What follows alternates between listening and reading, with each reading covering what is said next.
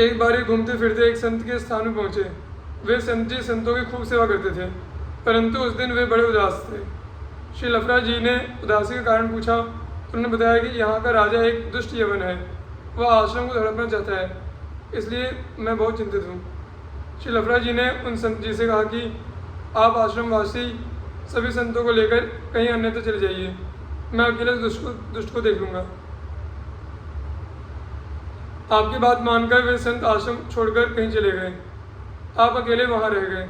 उसी दिन यवन राज ने आश्रम के सभी संतों को गिरफ्तार करने के लिए सिपाहियों को भेजा। आश्रम में और कोई तो मिला नहीं।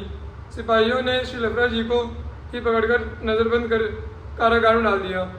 उसी रात यवन राज को स्वप्न में मोहम्मद साहब ने आदेश दिया कि तुम शीघ्र भक्त राज श्री लफरा जी को कारागार से मुक्त कर दो, अन्यथा तुम्हारा सर्वनाश हो जाएगा।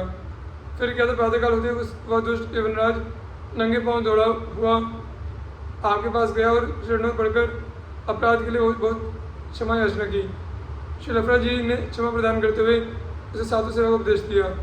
आपके उपदेश से प्रभावित होकर यवनराज ने बहुत सी जमीन साधु सेवा निमित्त आश्रम को प्रदान की। श्री कुंभन दास परम भगवत भक्त, आदर्श गृहस्थ और महान विरक्त थे। वे निष्प्रिय, त्यागी और महासंतोषी व्यक्ति थे। उनके चरित्र की विशिष्ट अलौकिकता यह है कि भगवान साक्षात प्रकट होकर उनके साथ सखा भाव की क्रीड़ाएं करते थे।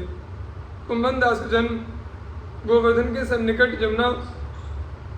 जमुनावतो ग्राम में संवत 1525 में चैत्र कृष्ण एकादशी को हुआ था। वे गौरवा क्षत्रिय थे। उनके पिता एक साधारण श्रेणी के व्यक्ति थे, खेती करके जीविका चलाते थे।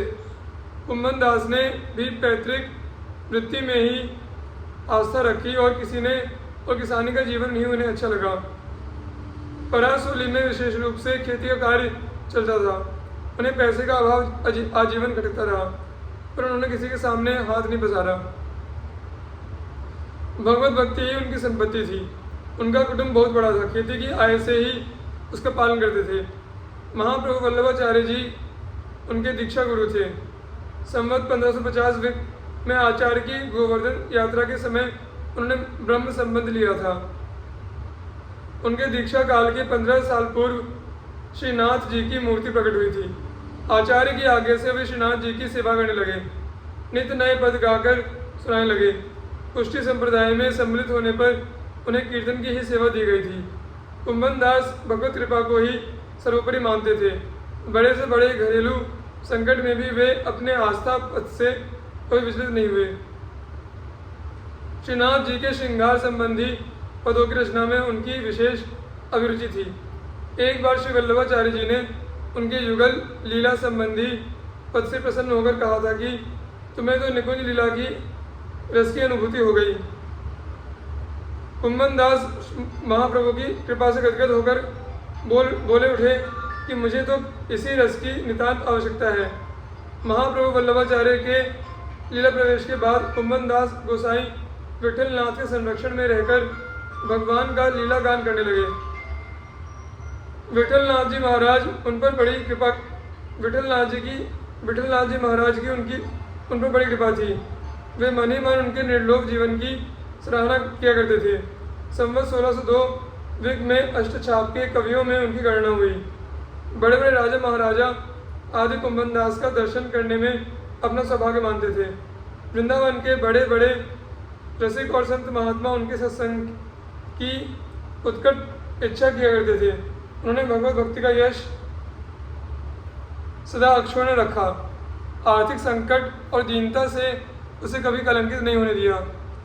एक बार श्री विठलनाथ उन्हें अपनी द्वारका यात्रा में साथ ले जाना चाहते थे। उनका विचार था कि वैष्णवों की भेंट से उनकी आर्थिक परिस्थिति सुधर जाएगी। कुंभन दास श्रीनाथ जी का वियोग एक पल के लिए भी नहीं सह सकते थे, पर उन्होंने गोसाई जी की आज्ञा का विरोध नहीं किया। वे गोसाई जी के साथ अप्सरा कुंड तक ही गए थे कि श्रीनाथ जी के सौंदर्य स्मरण से उनके अंग अंग सिर उठे। भगवान की मधुर मधुर मंद मुस्कान की ज्योत्सना विरह अंधकार में थिरक उठी। माधुर्य सम्राट नंदनंदन की विरह वेदना से उनका हृदय घायल हो चला। उन्होंने श्रीनाथ जी के वियोग में एक पद गाया, कहते दिन जो गए बिनु देखे, कहते दिन जो गए बिनु देखे, तरुण किशोर रसिक नंदनंदन कछुक उठती मुख रेखे, कहते दिन जो गए बिनु देखे। वह शोभा वह कांति वदन की कोटिक चंद विशेखे, वह चितवन वह हास मनोहर वह नटवर बपु भेखे। श्याम सुंदर संग मिली खेलन की आवती ही अपेखे, कुम्भन दास लाल गिरिधर बिनु जीवन जन्म अलेखे। श्री गोसाई जी के हृदय पर उनके इस विरह गीत का बड़ा प्रभाव पड़ा। वे नहीं चाहते थे कि कुम्भन दास पल भर के लिए भी श्रीनाथ जी से अलग रहे। कुम्भन दास को उन्होंने लौटा दिया। श्रीनाथ जी का दर्शन करके कुम्भन दास स्वस्थ हुए। एक बार अकबर की राजसभा में एक गायक ने उनका पद गाया। बादशाह ने उस पद से आकृष्ट होकर कुम्भन दास को फतेहपुर सीकरी बुलाया। पहले तो कुम्भन दास जाना नहीं चाहते थे, पर सैनिक और दूतों का विशेष आग्रह देखकर वे पैदल ही गए। श्रीनाथ जी के सभा सदस्य को अकबर का ऐश्वर्य 2 कौड़ी का लगा। कुम्भन दास की पगड़ी फटी हुई थी, तनिया मैली थी। वे आत्मग्लानि में डूब रहे थे कि किस पाप के फलस्वरूप उन्हें इनके सामने उपस्थित होना पड़ा। बादशाह ने उनकी बड़ी आवाभगत की, पर कुम्भन दास को तो ऐसा लगा कि किसी ने उनको नरक में ला खड़ा कर दिया। वे सोचने लगे कि राजसभा से तो कहीं उत्तम ब्रज है जिसमें स्वयं श्रीनाथ जी खेलते रहते हैं, अनेक क्रीड़ाएं करते रहते हैं। अकबर ने पद गाने की प्रार्थना की। कुम्भन दास तो भगवान श्री कृष्ण के ऐश्वर्य माधुर्य के कविता उन्होंने पद गान किया। भगत को कहा सीकरी काम, भगत को कहा सीकरी काम, आवत जात पनैया टूटी, बिसर गयो हरिनाम।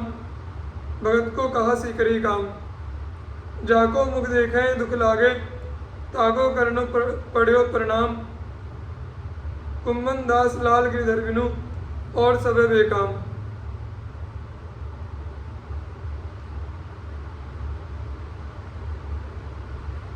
बादशाह सहृदय थे। उन्होंने आदरपूर्वक उनको घर भेज दिया। संवत 1620 में महाराज मानसिंह व्रज आए थे। उन्होंने वृंदावन के दर्शन के बाद गोवर्धन की यात्रा की, श्रीनाथ जी के दर्शन किए। उस समय मृदंग और वीणा के साथ कुम्भन दास जी कीर्तन कर रहे थे। राजा मानसिंह उनकी पदगान शैली से बहुत प्रभावित हुए। वे उनसे मिलने जमुनावतों गए। कुम्भन दास की दीनहीन दशा देखकर वे चकित हो उठे। कुम्भन दास भगवान के रूप चिंतन में ध्यानस्थ थे। आँख खुलने पर उन्होंने भतीजी से आसन और दर्पण मांगे।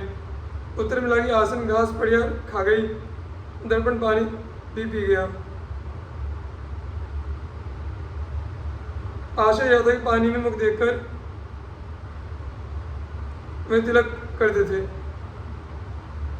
महाराजा मानसिंह को उनकी निर्धनता का पता लग गया। उन्होंने सोने का दर्पण देना चाहा। भगवान के भक्त ने अस्वीकार कर दिया। मोहरों की थैली देनी चाहिए। विश्वपति सेवक ने उसकी उपेक्षा कर दी। विश्वपति के सेवक ने उसकी उपेक्षा कर दी।